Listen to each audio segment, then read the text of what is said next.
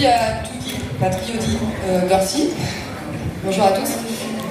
Nous sommes honorés d'être à nouveau ici pour les Giornate Internazionali et nous remercions Nazione bien sûr pour l'invitation et l'organisation.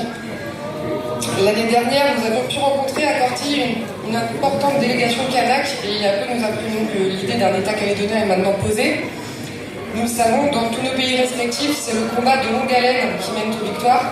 Et ces victoires sont plurielles, elles passent par des étapes, les unes après les autres, mais tout en avançant en permanence. Même s'il en reste à parcourir, partout, le chemin a été parcouru.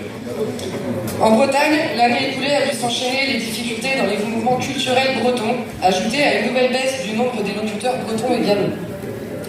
Différentes mobilisations se sont alors lancées en réaction et continuent à ce jour de le faire. Nous les saluons et nous avons conscience qu'une jeunesse bretonnante, galaisante et fière de l'être est en train d'émerger. Il nous faut continuer à mobiliser dans le temps pour ces langues vieilles de plusieurs siècles millénaires. Qu'est-ce donc que face à cela quelques décennies de mépris colonial et d'interdiction étatique? L'année dernière, à Corti, nous avons pu assister à la prise de parole du FLN qui, entre autres choses, alertait sur les dangers de l'entrisme d'extrême droite dans nos mouvements, extrême droite dont les valeurs, je cite, politiques, morales et humaines sont en contradiction totale avec nos façons de penser. Nous ne pouvons que reprendre ces paroles à notre compte en principe, mais aussi en acte. Ces derniers mois, nous avons vu en effet cette extrême droite à l'œuvre en Bretagne et nous avons riposté pour l'empêcher de s'approprier nos luttes et nos idées. Ce fut le cas à la manifestation pour la réunification à Nantes, au meeting sur l'autonomie à Carhaix ou dans l'appel à la manifestation pour la toponymie à Plouézor. Le message a été envoyé et il sera renvoyé à chaque fois que nécessaire. Notre pays n'est pas à vendre, notre mouvement n'est pas à prendre. C'est aux Bretonnes et aux Bretons de mener leur combat de libération et les satellites des mouvements français de gauche comme de droite n'ont rien à y faire.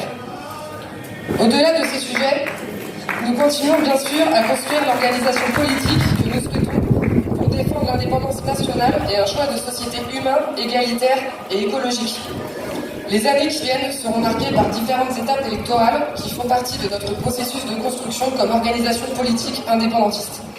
Nous serons en cela présentes et présents dans les élections municipales, départementales et régionales à venir. Dans ces élections, comme dans nos mobilisations en général, nous continuerons de défendre l'idée de convergence des différentes structures politiques bretonnes autour d'un minimum de revendications communes dont nous répétons les 5 points selon nous nécessaires à la construction d'une unité. La reconnaissance du peuple breton, la réunification du pays puisqu'une partie nous en a été enlevée par l'État français, l'officialisation des langues, la mise en place du statut de résident et la création d'une assemblée de Bretagne.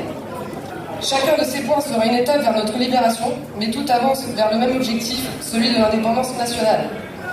Trugare Danol, merci à vous, et viva à Corsica et à Bretagna Liberia.